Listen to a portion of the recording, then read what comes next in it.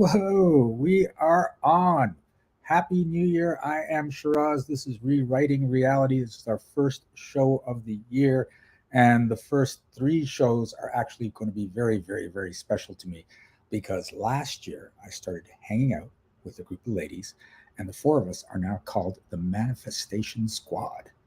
And when we get together, we come up with amazing ideas. We manifest cool adventures, and they're going to be on one at a time the next 3 months to talk with me, have fun with me, coach me. I coach them, and you might hear about some of the stuff we've been up to or going to be up to in the next little while.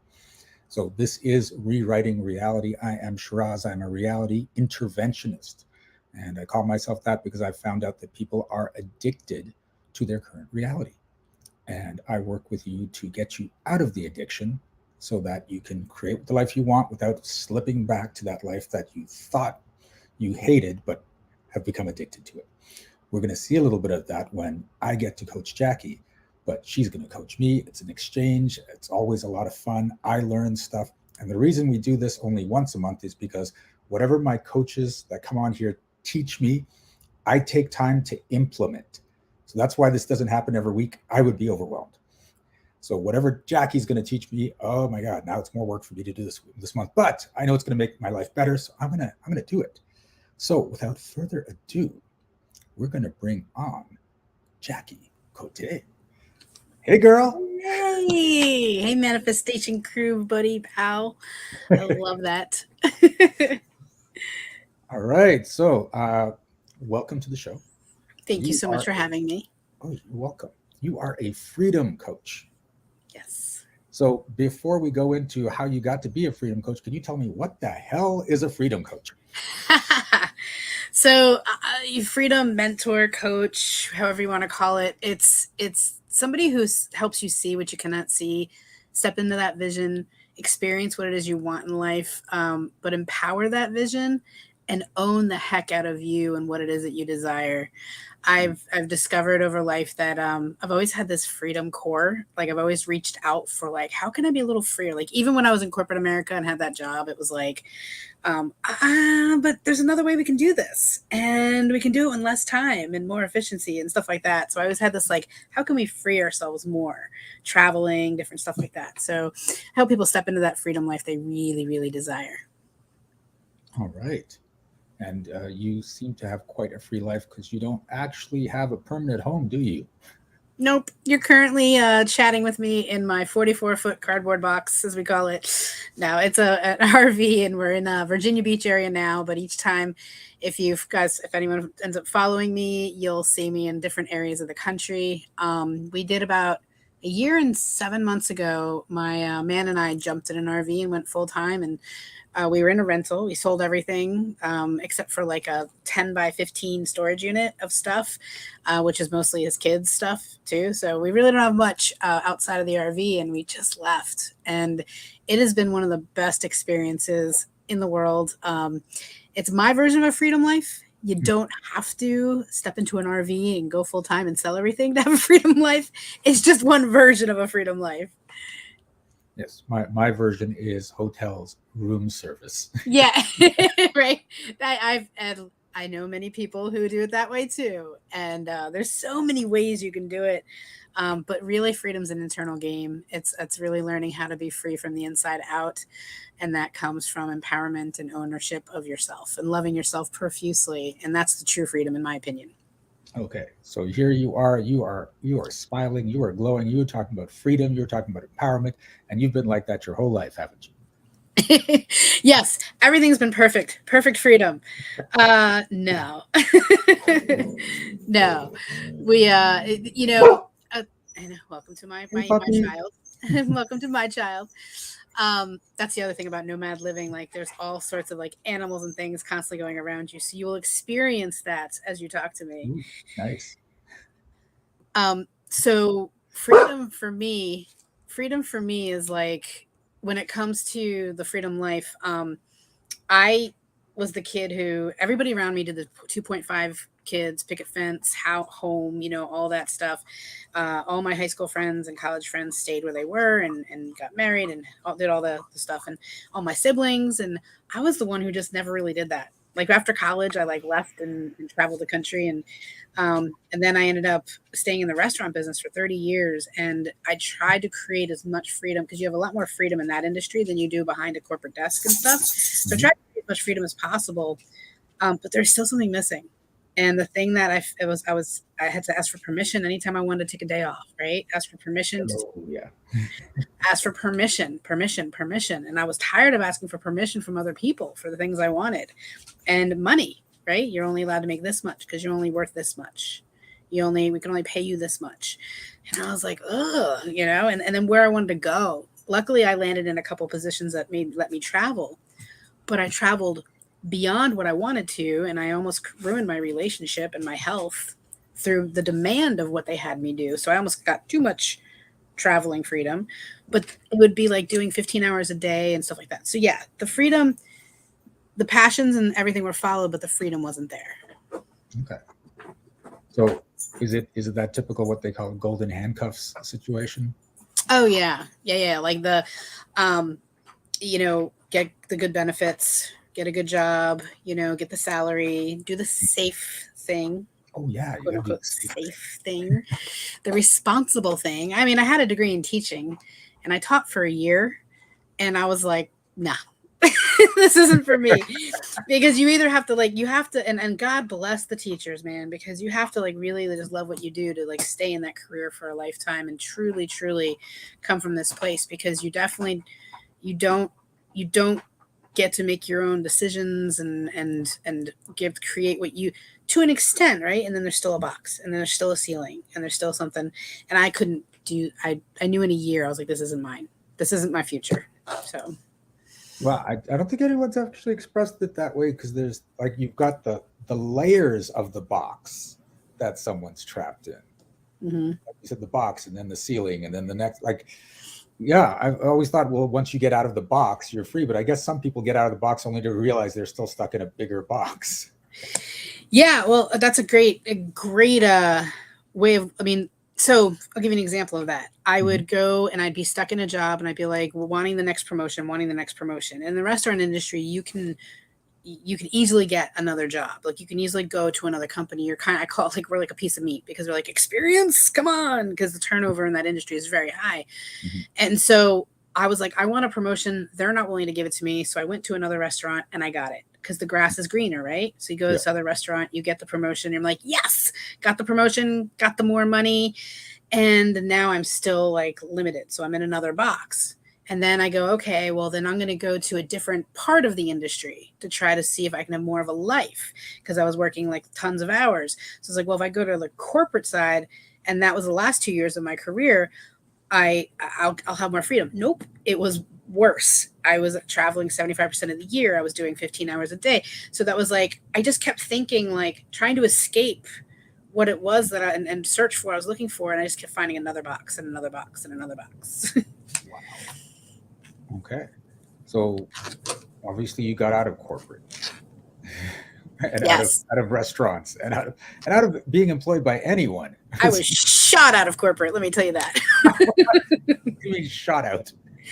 So the last 2 years that I just mentioned, I switched out of doing what I love doing, and that was my operations. I loved being, my favorite thing that kept me for so long was helping people, work with people to promote them to new levels, help them see what they couldn't see, hold that gift of belief up for them until they got there. And then I'd keep raising it. So people promoted 300 plus people. I love that mentorship and that coaching of others to help them really accomplish things they never thought they could and step into the world of possibility, right? But the last 2 years I left into a corporate job, because I thought into a corporate office job with a restaurant company, thinking that that's would get me, like we said, another level, another thing, this and that, more. And it ended up being the complete opposite. I was miserable. I was like an animal in a cage behind a desk. And when you're in something that's not aligned with you, and there's something about when we're in jobs and what we're taught, it's you're going to make it work. You're going to work harder and harder to make it work, right? And make it fit. And I did that, and I was never good enough. And the reason, I mean, now I know in hindsight, I was never good enough because it wasn't what I was meant to be doing. And fast forward, I started in this coaching world, learning about the coaching world in June 2018, and I was like, like, so I can do everything that I do, but I can make my own business out of it. But I wasn't ready to just jump. Like, I just heard about it. I never knew anything about what coaching was. I don't know about you, but before it got introduced to me, all I thought was football coach, soccer coach. And then 2 months after I met the coaching world, I got fired from that job. And that's what I mean by getting like pushed by the universe into what it is. And it was that divine timing. Everything works out the way it's meant to happen. Because I saw the possibility of what I could create with all of my God-given gifts and talents, I could have easily, and I did, apply for other jobs, get other jobs. I got 2 other offers, and I said no, because inside of me there was that, like, there's a reason why this is happening at this time, and that was to start and kick into my own business and do my own thing.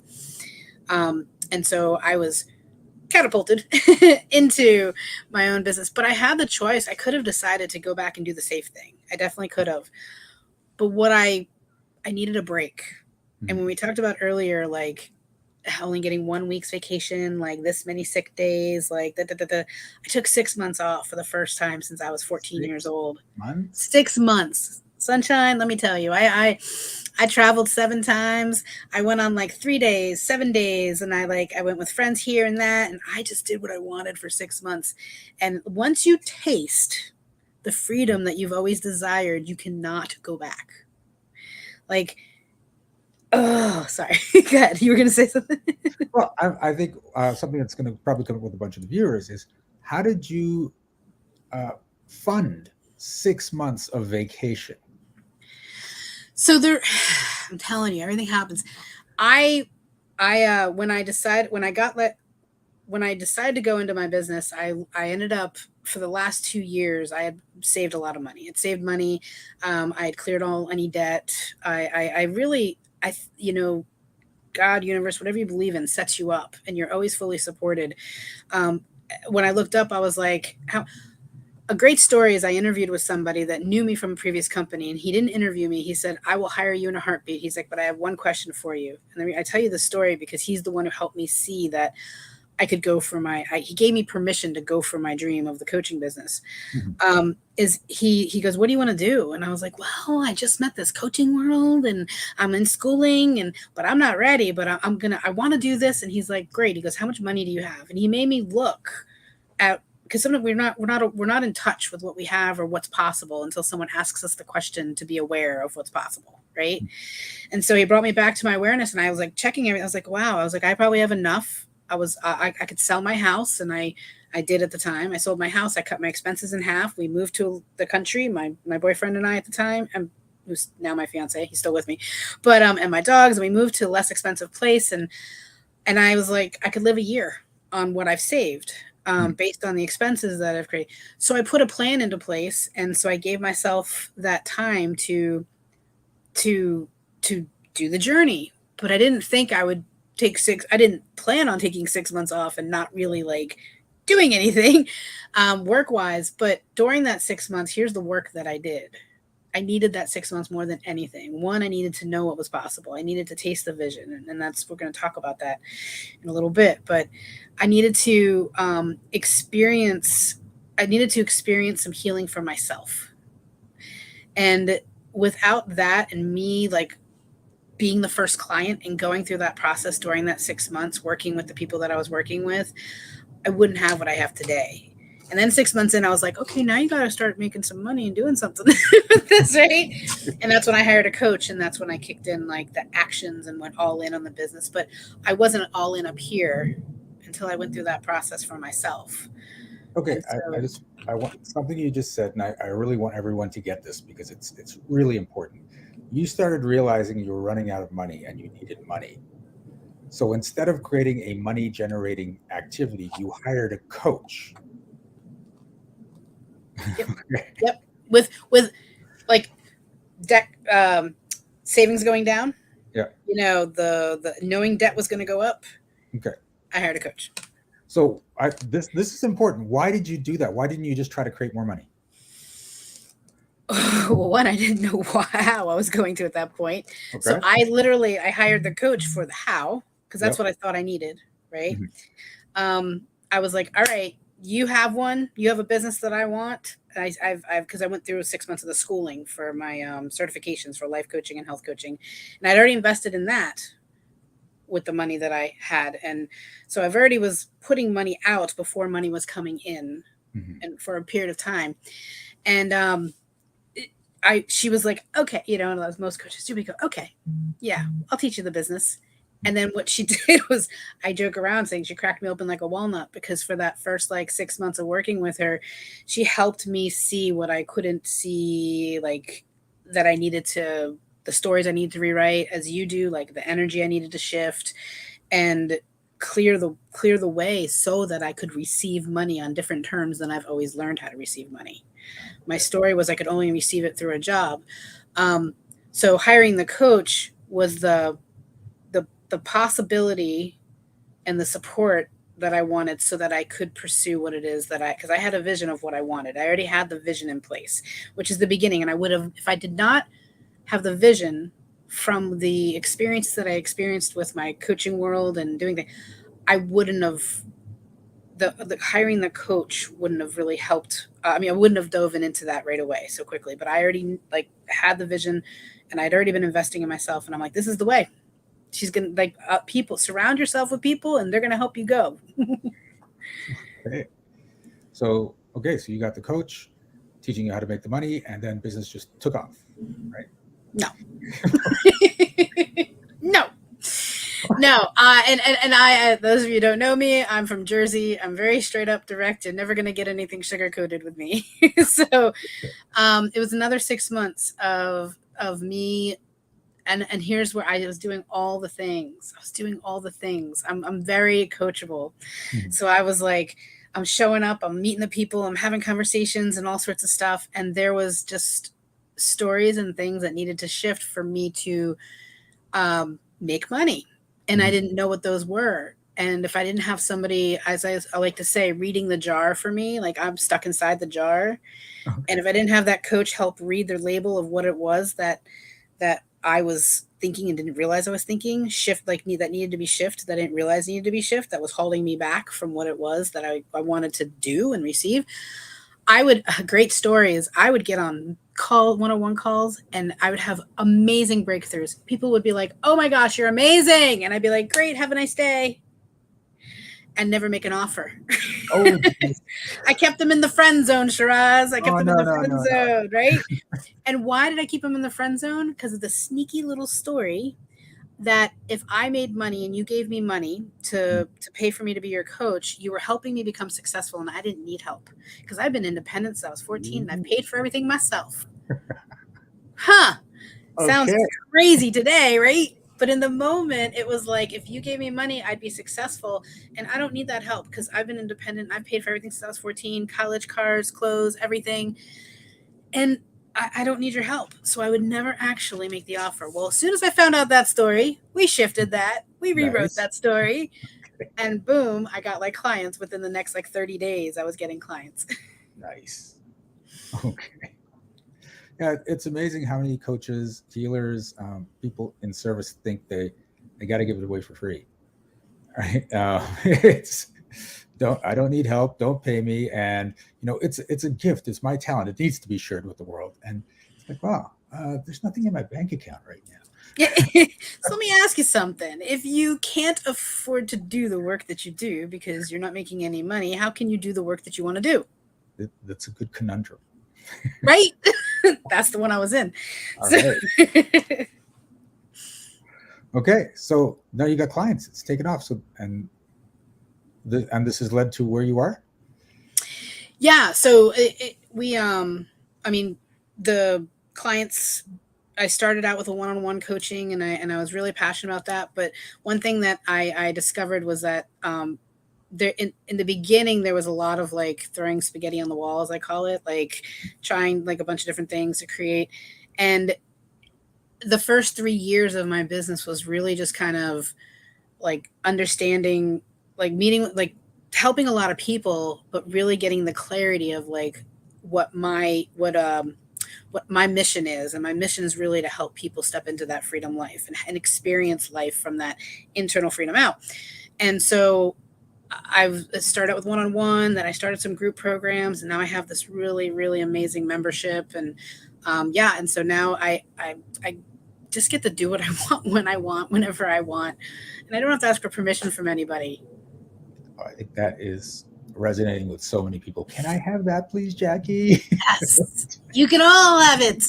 Now, Okay. there's still new levels of that, right? Yep. Like, and the there's times where I can't say yes to the financial thing, and but I don't say no. I say not right now.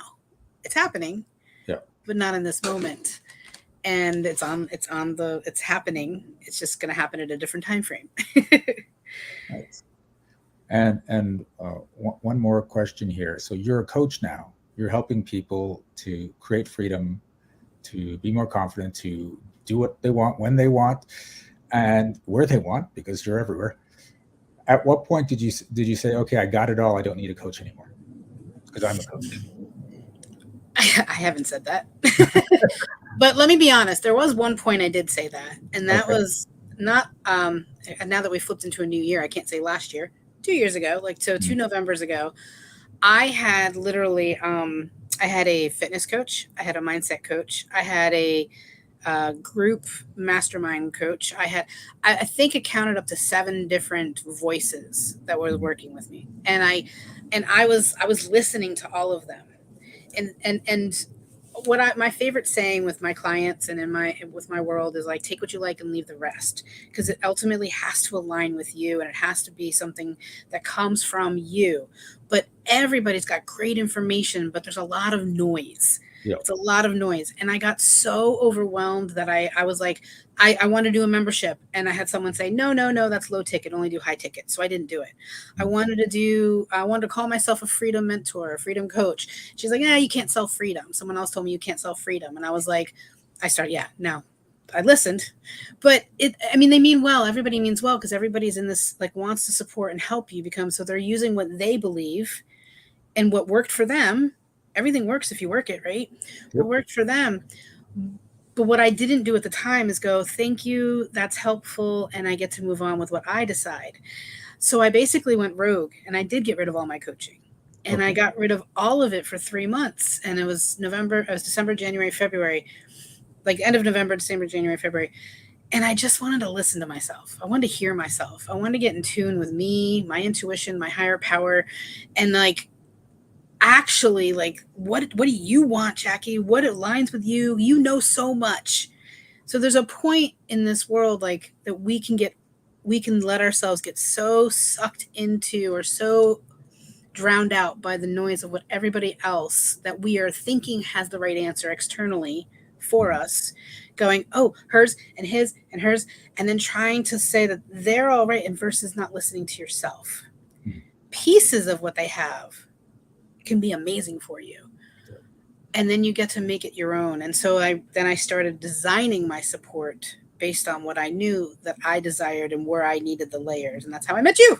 I layered in the speaking side of things, because I wanted to be more in the speaking world, because I knew that when I get in front of a group of people, I can inspire them, impact them, and change lives at a grander scale, So I layered that piece in. But I had to stop. And then I started my membership that I had on my heart for 2 years. And I kept saying no to myself, because people were like, no, no, no, that's a low ticket, blah, blah, blah. So, yeah, so that was that moment. But I haven't gone, I've had coaches the whole time outside of that 3 months. And that was a good moment, because you took on too much, and you had to Yeah. release that and just get the coaches that you need. Yeah. Because what's happening when you get to that point and you have that much, you're not believing in yourself. You're doubting yourself. You're looking for external answers to fulfill what you already know internally is right. Yep. And aligned with you. So Yeah, and I've gone the similar route, because right now every coach I have is specific to a project I'm doing or a skill I want to obtain, and not just, I need all the coaches, right? So yes. okay, so we have come to, speaking of coaches, the coaching segment of Rewriting Reality, in which Jackie is going to coach me on something. I'm not sure what yet. It's probably going to have something to do with freedom, but I'm going to let her take the lead and get us started. Excellent. So Shiraz, I'm curious, we just came into a new year, 2023, and there's a lot of talk about like what your goals and visions and this and that are. And I would love to hear a little bit about what you want to see for 2023 and not see that you had in 2022. Like, what do you want to like leave behind? What did you leave behind? And what do you want your vision moving forward to look like? What I want moving forward is a high-priced coaching program. So I'm already working with a couple coaches to do my first $100,000 coaching program, Yes. which of course is scaring the crap out of me. Right? And they actually said so. Like we went through stuff, and they said, "Okay, are you really comfortable doing a $25,000 coaching program?" I'm like, "Yeah, okay. Well, then we're going to go to 100. What? Because you're too because you're too comfortable at 25. It's got to scare you, or it doesn't matter. Yeah. So that's what we're working on. So I'm looking forward to the impact that's going to have. It's designed for women that have inconsistent cash flow, but have established businesses, so they're making some fairly good money. But it's just like, I just had a $2,000 month. The month before was a $23,000. What the hell, right? So that's the target, and it's to get them to $1 million annually over 3 years. Excellent. So that's that coaching program. So that's a bit scary. Now, the thing I want to leave behind is the lack of funds accumulating. So last year was my biggest year ever for revenue. It was also my biggest year ever for expenses. So I had I can feel you on that one. And I want that income accumulating. I'm not in debt because I've got enough. I'm keeping it balanced, so I'm fine with that. But I'd like to see that bank account grow. I want to keep the money. I want to keep the money. Keep the money. Right. Understandable, right? That's what we're here for. And so, well, 2 questions. One, what's held you back in the past from doing the program that you are now stepping into, scared as heck? Where am I going to find those people? Who's going to? All right. I was in that mindset that I was only seeing the people that couldn't afford it. That they could only afford a certain level. And now I'm just like, no, I know these people are out there. I'm working with coaches, and they said, oh, I've got one of them just a couple of days ago. I've got 176 people in my $25,000 coaching program. I'm like, what? Yeah. I can get that many in the oh my God, there's so much money out there. There are so many people wanting to be coached and taken to that next level. And, I've got to just make sure I open myself up to that. Yes. And so what, for the man who already has this $100,000, this program that you described, and I know there's a lot of pieces to it, so I'm not going to try to reiterate everything you said. We're still building it, so it's not. Yeah. But for the man who already has this and it's already happening, what are you going to feel? What are you going to see? I'm going to give you a couple different senses. I want you to walk through. What are you going to feel, see, hear, and I'm even going to throw in there taste during the zone of when you have this, it's already happening. Okay. So I'm going to feel, I think the only way to describe it is this sort of joyous comfort and satisfaction. Right. And just being there, being in love with all the people I'm coaching at that level. Right. And just seeing that at this point, I'm working with people I love. I am free to travel to I love speaking on stage. So I'm going on a lot of live stages, and I don't have to say, okay, is it in the budget? Right? It's just like, yeah, I got that. There's enough money coming in. I got that, and just that feeling. And I got a little bit today too, because one of my clients, one of my private coaching clients, she just said, just so you know, Shiraz, you got me for life. I'm like, I love those. Right? They're the best. Yeah, and I want that feeling from all my clients, right? That's so that's the feeling. The taste. It was funny when you went to taste. I went to lobster. Yes. Where's lobster? What are you doing to taste lobster? Well, I mean, because I'll be on islands and doing talks, and my one goal is to have the house on the beach, right? hold workshops there, Mm-hmm. right? And so there's going to be seafood available. But and then of course it just went back to Romeo's in Yeah. Mexico, right? We're just going to take Romeo and bring him to your island. Whoever Romeo is, but that was such amazing food. Yeah, I would not expect that the best Italian food I ever ate was in Mexico. Like that was just weird. And I'm Italian and I can cook, and I'm telling you that it was the best. Just those of you who ever go there. So that's the taste and the sound. It's a couple sounds. It's the beach sound when I get up in the morning and it's just outside, and that's where I am. And it's the applause from being up on stage. Mm. Yeah. And how how does being able to sense the smell, the taste, the what you're seeing and what you're feeling, how does that all help you in the now? Like, what's the purpose of that for you? Ooh, okay. Trying to figure out that question. How does that help me in the now? Well, Like, because you just felt, I could feel like I was closing my eyes with you. I don't know if you know, well, because you were closing your eyes, you probably didn't notice. But I was closing my eyes with you, and I was like, oh, the palm trees and the water and the sand, and I was like smelling them cooking in like the hut, the lobster, and like the native folks of wherever you're at, and then like the retreat, you have all your cabanas, like, and all the people. Like, I was picturing your retreat for you, and I had like the people in the cabanas while you were teaching on the beach. Like, I mean, we're teaching in our bathing suits, right? Like, how cool is that, right? And then you've got the big. I mean, just so I was feeling it for you, so I felt like, okay, I could be there with him. Mm-hmm. And so, how does that? How is that going to help you in the now? Okay, so it's giving me that feeling now. So this is what it's going to feel like. It's getting me comfortable with that lifestyle, even though it's not fully manifested yet. It's making me feel more confident that I can do it, and it's just making me happier. Yes. And the brain, and I'm speaking, I know I'm preaching to the choir here because you work a lot with this with people, right?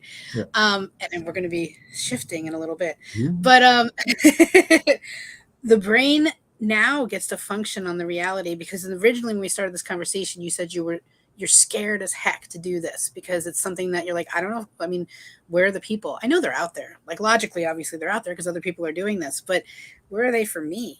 Like, what's going to make them like show up in my world to purchase this 6-figure package with me and stuff like that? And so there's a scared feeling. So the brain's going, that's new. That's different. That's unknown. An unknown is scary. A lion is freaking chasing me. Yes. And so I'm not going to do the things that are going to get me to the scary place, even though that place is phenomenal now that we've painted it, right? So when we can paint the picture and bring it in today, and the way you describe those feelings, the experiences, the happiness, the joy, the high energetic vibe, then the brain's like, okay, I can work for this now. I'm going to find every way to make this possible for Shiraz. Okay, because Shiraz knows that he's going to be on stages in tropical islands with retreats, with speaking, with 6-figure packages rolling in and being so like changing lives on a level that beyond what he's already doing, I can do all the things that he wants to do on the front end that are freaking scary, and I'm not scared. I might a little bit, but I'm still. But it gets to work on the known. And that's what's so important about having that vision. But the vision can't just be something that's like, just like a one and done. Like, it's something you've got to energetically feel on a regular basis. And the way we change that neural pathway in the brain is elevated emotion with repetition. So I want to ask, how every day can you tap into that? So what do you have planned and in place for you to tap into that feeling and vibe and energy and vision, as if it's already happened? Because Shiraz, it's already happened. It is done. Just hasn't, maybe not dropped into your physical sight, but it's done. Okay. So what do you have to step into that? So right now, it's a series of things. I usually go out for a walk each day. And when I'm out for that walk, I am imagining I'm in that life. Yes. Right. And so, yeah, it's I'm getting into those feelings that I'm doing that. And then I do it sporadically through the day. And it'll just be like I'm cooking, but then I'm like in the kitchen of the new house, and I'm just sort of seeing that. And going going in to take a shower, and I'm like, oh, but there's going to be all the what is thread count towels? What is it, like 10,000 thread count towels? Right. Like, I'd be more familiar with these titles here. I mean, with these with this information, so we know what we're imagining. But I know what it feels like. Yeah, and so yeah, and yeah, one of the things that just popped out, I remember because I went to one of my exes, and her house, for some reason she had gone, like, the house was nice and it was a great house, but for her the bathroom was the thing, right? The bathroom was just at a level that should be in a mansion, like 5 times as much as her house. And so the shower had jets on every side and the top. Right? I get confused with those showers. I just got to be honest. I get really confused with those showers. So yeah, so I sort of picture, oh, that's, I'm gonna have a shower like that. One that doesn't confuse me, but works. So. I think it's because I don't always wash my hair, so I'm like, how do I stand? Because like women, we don't wash our hair every day. I mean, you don't have that problem, but we and I'm like, I don't want to get it wet today, so do I stand this direction? No, sorry, this doesn't pertain to this. I know. I guess if you get it right, then it always comes sideways. It never goes above your neck. True. Very good. Very good. Okay. I'll note for self in my next presidential suite that we manifested. Yes. That's awesome. So walking daily, standing in the vision. I remember when I started this journey, when I wasn't, during that time frame that we talked about, where I wasn't making any money, and I wasn't yet, but I was doing the inner work, but I was like learning about the business and going and talking to people. I would take my laptop and everything down to the lake, because part of my vision is having my own lake house. I can picture my house perfectly overlooking when the snow, because I do want snow at some point. The snow, the lake, the fireplace, the window, the floor to ceiling windows that's overlooking with a mountain view. But I would take my stuff to a lake. Obviously didn't own the lake yet. But it made me feel like this is all true, because I put myself in the feelings and the atmosphere of what it would feel like to have that. Okay. So I'm doing that. I don't know if I'm doing it enough. That might be a discussion on so. But what happens, and how do you deal with the, okay, that's expensive, and am I good? Will enough money show up? Like, when you go into those panic moments, like what's your solution for those? For the panic when you have to make an investment that's expensive, or like I have to make an investment, or a plane flies over my house. Yes, I am in Virginia Beach with the naval base around me, in the campground, and some people tell me they never hear it, but they get so low that I swear they're going to land on my RV. They're literally they're right, and when you look up, they really are. They're like right there above the trees, and I'm like, why would you go so close? But it's literally right on the other side of the campground's the naval base. Okay, cool. So, welcome to Nomad Land. Right. So, I mean, there's 2 places it comes up. Number 1 is that new investment. Number 2 is then when you have those times where it could even just be after you've made that decision to do that new investment, and then all of a sudden you see that big chunk come out of your bank account, and your brain goes, "Oh my God, that just came out of my bank account!" Right? So the worst part is if you don't expect it, and some hidden expense comes up, and it comes out of your bank account. You're like, "What the hell?" So those moments, how do you suggest to deal with those? Well, I feel that, so I'll be honest, like my journey, most of my shifting's been around like money and the money stories and the beliefs. And I've had to shift a lot of them. And I've even worked on some of them with you. Right. And one of the biggest things that there's a couple small things that I've changed that are really big is like the way the meaning I put to it. The words that I use. So instead of spending cost, it's investment. And I really soak in the celebration of the investment of what that money has gone towards, or what that money was for. So when I look at credit card debt, I used to be very like, credit card debt is bad, negative, horrible, la la. And I used to beat myself up profusely over it in the beginning. And my coach and I did a lot of work on it. And now I will literally go, thank you. Thank you for supporting me. Thank you for supporting me in the journey of being able to meet people like Shiraz, because I put an investment down on a credit card that helped invest into a program that led me to you. Mm. And to me, like, that's priceless, right? And everything else that I got out of that program. But so it's the, what's the thought that you're having, and what's the having a new story to tap into of what the meaning is. Another thing is what I've energetically, when we believe that what we put out comes back to us 5 times, the investment that we put in. I said that. I would say I would say that for the first year or so, but I didn't really believe it. It wasn't in my like energetic system. And surrounding myself with the people who, like, with the possibility is huge. We get stuck in predictable lives. We get stuck in the same meaning of like, whew, I'm going to lose the roof over my head because of this investment. We start going down this path of like worst case scenario and this and that. And when you're surrounded by people who believe in, like we say in our group, the more we travel, the more money we make. Yes. The more we put out, whatever I put out comes back to me 5 times. But we are also seeing people experiencing it, and staying in that realm of possibility helps you not stay in the predictable life and move into that possibility realm. And then you actually can get into the potentiality realm of you don't even know. And I know that you've talked about some of these with us too. Like, you've experienced this. You don't even know like how what just happened, right?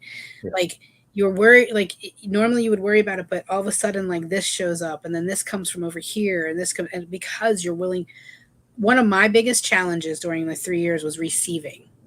The willingness to receive, like I said earlier, with the money coming in to help me become successful. But even though it wasn't about me that they're investing in themselves. The receiving of love, even with my relationship. Like, I can tell you like so many places where I just wasn't willing to receive, and when I had to open the channel to receive. Because if you aren't willing to receive and you only put out the money towards things, then you're not going to receive what's coming back to you from that investment. Because one, money likes fun people. Let me just be honest. Like, money likes to come to people who are like, have like destinations for it, have reasons for it, have energetically, it likes to come play. That's how I believe in it. I like that. It likes to come play. Yeah. Okay. Because think about like when we're in the places where we're really stressed about debt and money and finances and this and that, like, you get more of what you focus on. We've all heard that before. Yeah. But if we actually spoke to like someone we love the way we speak about money, they wouldn't want to hang out with us anymore. Mm-hmm. Like, there's never enough. It's never good enough. Like, you're just never there for me when I need you. You know what I mean? Like it's like, would you want to hang out with that? Yeah. So talk and respect your money so it wants to be around you. Okay. Talk to money like it's someone you actually love. Yes. Okay. I don't think anyone's ever said it to me that way. I like that. Awesome. Okay. I have some money upstairs. I'm going to go talk to it after this. Well, and I even just did like an exercise with this program I'm in, and she says, take the money, and like, she has like physical jars. She's like, go physically get cash. And I can't tell you the last time I actually physically had cash in my hands. Like, I never actually get cash. It's all electronic, right? Yeah. And she's like have the money and like, put it into these different jars. She was talking about like the different jar. I can't remember who. There's somebody she'd said that was famous that created it. Thank you. I couldn't remember the name offhand, but she was going through that process, and she was saying like how when she learned that, she's like, she would take like the $100 and put it into the jars and celebrate it and all that other stuff. And and then she got to the point where she was like bringing out $14,000 out of the bank account each week. And I was like, and she's like, you can't fit those in jars eventually. But like, it just grew over time because of like the love and the respect and the energy that you're giving to money. But she was broke when she started it, but it's changing that energetic mentality, like energetic around it. Okay. Cool. All right. I can work with that. All right. Thank you, Jackie.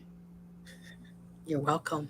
Okay. So We are at the next stage of this program where I'm going to work on Jackie for a few minutes.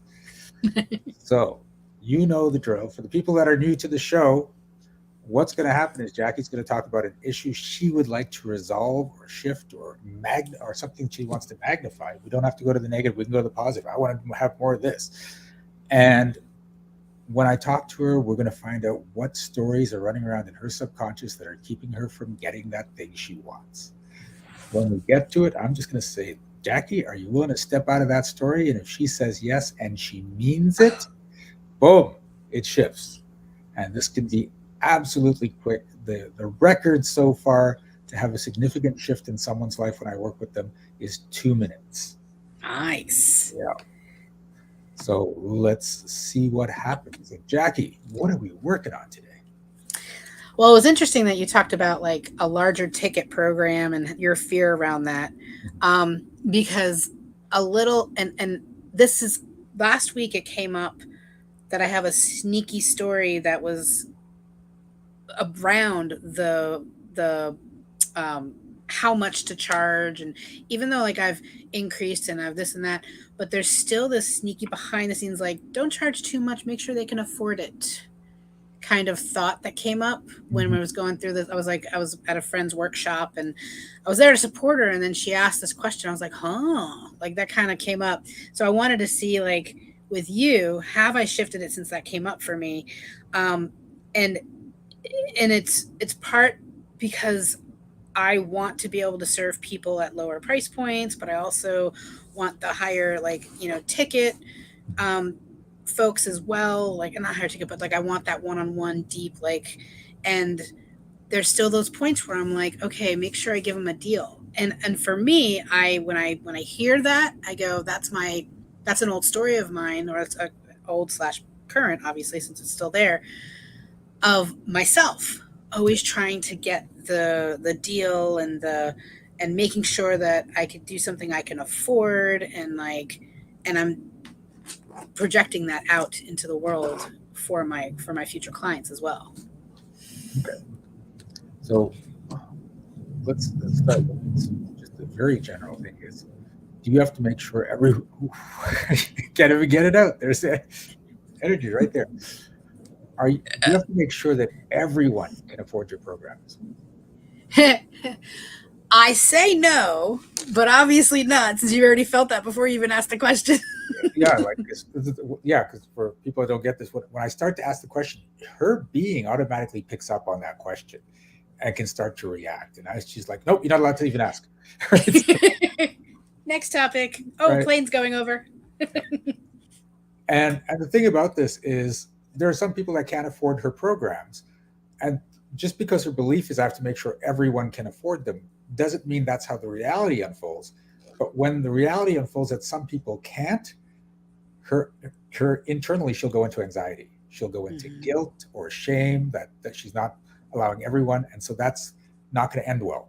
So are you willing to step out of the story that you have to make sure that everyone can afford your programs? So I'm not going to say yes to this because you absolutely won't. You know it's not true. And the reason why I say that is because obviously I felt it already, that there's this, I think this story that I'm stuck in around having this like membership in the $100 to $200 range, and wanting to, like, I believe the core of the woman that I serve is the same, whether it's at $200 or whether it's at $10,000, $20,000, because they're still self-led, women that are just driven and motivated to do things. It's just that they're different levels in their life, different places. And that's where I'm feeling like okay. I have to have it all available for them. And, But here's the thing. When you say everyone, your unconscious mind doesn't say, well, the people that are in the $100 or $200 price range, I got to make sure I include them too. It goes to everyone.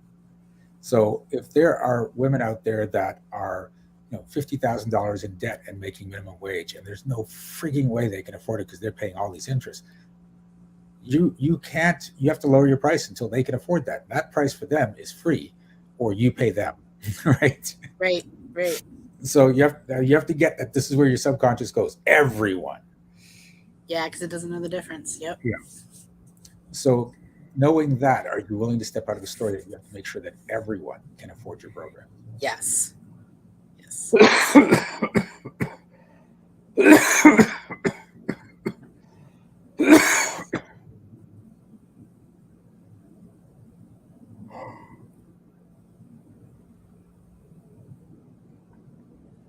Okay.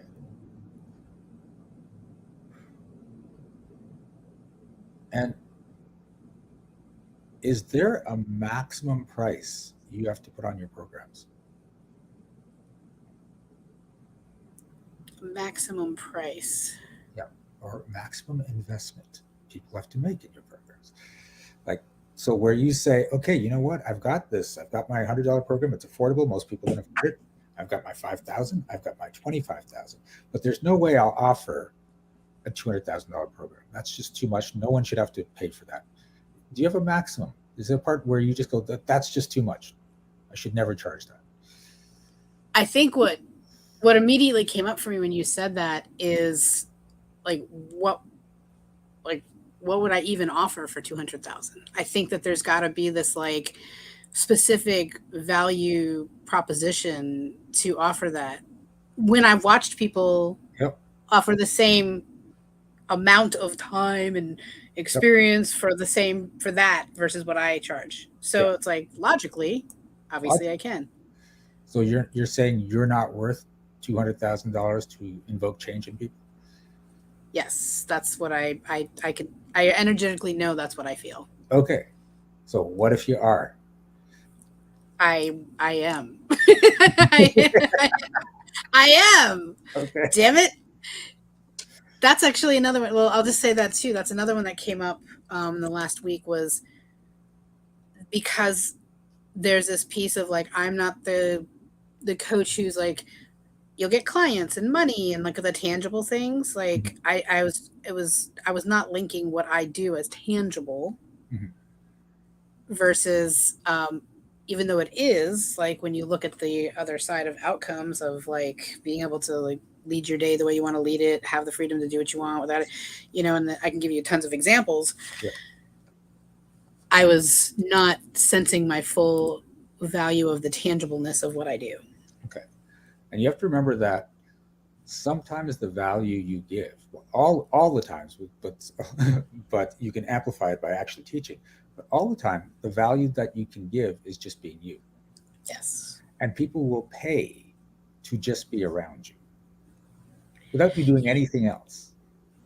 I've been told. So funny. Okay. Well, I mean, but you have to look at the other side. I know. Who's the coach or celebrity or someone that you admire really, really like on the top of the list for you? Be a movie star, not like someone with self-help, but who's someone that you're like, oh my God, I wish I could be in the same room as them? I don't know. I don't have that. I don't watch that much TV movies. I've had somebody. No, but it could be a coach. It could be an athlete. It could be, someone that you look at and go, oh my God, like they've got it. And I want to know them or I want to learn from them. Who would that be?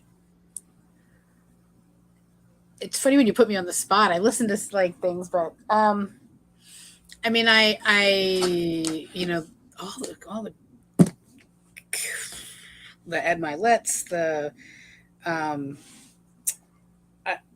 gosh, there's Brene Brown's. Yeah, okay. There's a bunch. Like, so let's go with Brene Brown. Would you pay just to be in the room with Brene Brown? Mm-hmm. Yeah. So like, and that's like, she's not doing anything. She's just in the same room with you. There's value. Okay. Right. Now, if you had the funds, would you pay to get coached personally by Brene Brown? Yeah. Yeah. Would you pay a lot? If you had the funds. If I had the funds, yes, absolutely. Okay. So this is it. You would pay a certain amount just to be in the room with them. And for some people, there are celebrities or coaches out there where people would pay $100,000 just to be in the room with them, right? And then they'd pay more to get coached by them, right? I've gone to masterminds where people have paid $50,000 to be in the mastermind, right? And they may not even get to talk directly. They're just in the room watching it all happen, watching the coaching take place. And they're like, no, totally worth it. Totally worth it. So when you start to really amp up and recognize I'm valuable just for existing, never mind what I can give people, then you're going to start to realize that the more you embrace your internal value, the more people outside will see it and say, oh, I'll absolutely pay for that. Jackie's program is what, $100,000? That's it? Seriously, I'm in. Yeah. I'm in. Right? Yes. Okay. Yes. So, I've been working on owning that ever since I had someone who didn't have, I think I told you this Akashic reading that I had, and she's like, you just need to walk in the room and that's it. Yeah. And I was like, what? That's like, what? And I have not fully embraced that, but I've embraced it more than ever. Like I'm moving towards that, and I've noticed more and more how I've embraced that. But now that we're having this conversation, it's not fully owned. Yeah. So, and this is the thing, everyone is. Oops, sorry. I just noticed there was. Oh, added to my new affirmations. Okay. So what we've just been talking about has been added to the new affirmations. So can I put that up? There it is. Okay. From Sacred Yin Secrets. So here's how I see the world is everyone is incredibly valuable, infinitely valuable, and willing to receive compensation in kind for their value. But why we don't is all the crap that's been put on us to say you're not worth that. So the people that are receiving millions of dollars or billions of dollars aren't doing so because they found a way, like physically they found a way to make that money. But energetically, what they've done is they stripped off all this crap that says I'm not worth that much. I shouldn't receive that much. And that's the only difference between them and us. Right? And so when you realize that the amount of money you're receiving and the amount of clients you're receiving, the lives you're changing are only based on what crap that's been layered on you to say you can't, then it just becomes a matter of, let's just pull that off. Let's pull that off. Let's just see what happens and how it expands. Let's pull it off. Okay. Pull off the crap. So are you willing to step out of the story that you have to put a cap on how much you're willing to receive? Yes. Yes. Are you willing to step out of the story that you have to put a cap on how much you're willing to charge people? Yes. That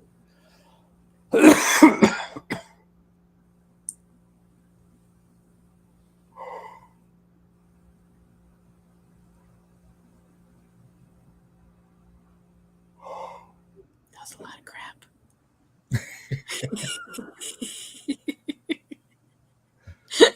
When he takes a little longer, I know it's a lot of crap. It's just flowing. Peeling it all off. The other day I was yawning for 1.5 minutes after I worked with someone. Like, he's still going. Holy crap.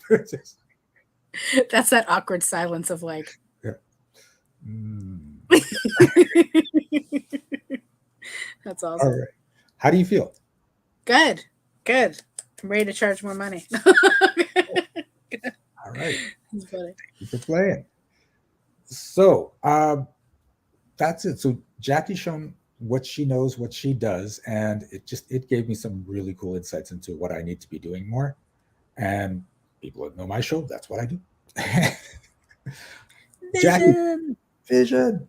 So this is going to be in the show notes if you're watching the recording, but for now, people live, if people want to get in touch with you, Jackie, how do they do it? I've got my website, Jackie Cote Coaching. I also suggest to really just, if you're a Facebook person, come hang out with me and be my friend on Facebook and let me know you met me on Shiraz's show so I can give him a shout out. But that's my digital diary. That really, my personal page really shows you everything about me. If you want to know my vibe, what I do, my travels, business, everything is on there. And I've really just created it as a place for you to come and get to know me and connect with me. And then that's kind of where everything is. And then I'm on LinkedIn, Instagram, all the things, but Facebook's kind of my primary jam. And you're going to see lots of adventures with her. I have to start to do more of that, like Jackie's doing, but I never take pictures, so it makes it tough. Most of the pictures, I'm your paparazzi when I can be with you, but when I'm not with you, you gotta be your own paparazzi. I was about to say most of the pictures that were taken last year were taken by Jackie. Of me. Yeah, if you see one with some sexy legs in front of a bar, that was it was a stool that had sexy legs. Yes, my legs aren't that sexy. Yes, Those were very sexy. he was not wearing a skirt. So, but yeah, look at the adventure, look at what she's going on. Let it be an inspiration to you. Get in contact with this woman, and she's part of the manifestation squad. She is part of the people in my life that know how to manifest and create bigger, better things, have more fun. So you definitely want to have her on your radar. You want to work with this woman, and you just want to play in that energy. So much. Yeah. So thank you again, Jackie. Thank you for being on. I'm going to see you Friday when we have the manifestation squad meeting. Yes. And yeah, to the audience, thank you for tuning in yet again to Rewriting Reality. Next month, I have no idea. We either have Catherine or Monique. Either way, another manifestation squad member, and we're going to have a lot more fun. Yes. Thank you for having me so much. And it's nice talking to you all, you guys. You're welcome. We're going to throw the video thing exit stuff and get out of here.